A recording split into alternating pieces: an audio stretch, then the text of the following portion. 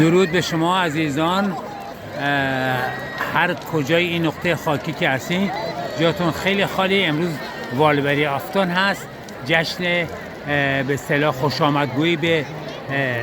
آمدگویی به تابستان. جاتون خیلی خالیه، ببینید فوق العاده زیبا است. جمعیت خیلی زیادی جمع شدن، ماشاءالله ماشاءالله. دور تو دور اینجا که میبینید همه آدم اومدن، فوق العاده عالی. آتشی اینقدر زیاده که از اونجا داره ما رو گرم میکنه، ماشاءالله رفته بالا ها. نگاش کنید فقط، میبینید چقدره. جاتون خیلی خالی، جای همتون خالی. نگاه بکنین اینجا هم دارن سوسیس به اصطلاح کباب میکنن و یه چی به نام مشمولا. جاتون خیلی خالی، اونجا هم دارن میفروشن. و حالا میریم آتش رو نزدیک نگاه میکنیم، اگر دوربین رو اذیت نکنه خوبه. جای شما عزیزان خیلی خیلی خالیه. شما رو به خداوند بزرگ میسپارم، ان شاءالله امیدوارم یه روز تشریف بیارید اینجا. ماشاءالله ماشاءالله، باغات آباد انگوری. هر چی بگم قشنگه، کم گفتم.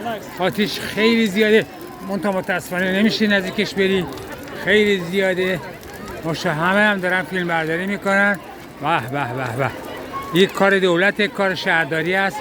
یه آتش به زیبایی درست کرده. جاتون خیلی خالی، جای شما مخصوصا شما برابر شما که نگاه کنین، شما که دست راست نشستین، آفرین، ماشاءالله ماشاءالله. جاتون خیلی خالی و این زیبایی خاص ببینید و عزیزان اونجا از دور میبینید و جای شما همه خالیه. بله بله آقا امیر حسن آقا، به به، دستتون درد نکنه، فوق العاده زیبا است. ماشاءالله ماشاءالله. نگاه کن نگاه کن، ماشاءالله. خودم هم یه فیلم برداری بکنم. سلام علیکم شما بکنم عزیزان، دستتون درد نکنه. مرسی.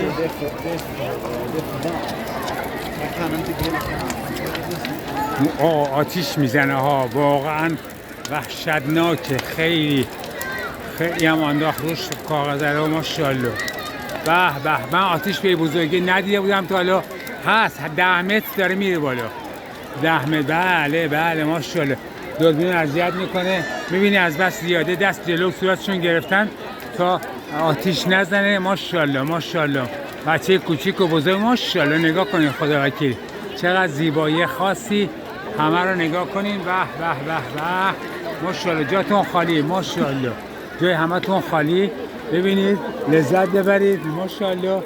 دوباره فیلم رو آتیش. اوه اوه اوه، لحظه به لحظه آتیشش بیشتر میشه، فوق العاده زیبا هست. جاتون خالی. شما عزیزان رو به خدای بزرگ میسپارم. شاد باشین، موفق باشین، حق نگهدارتون.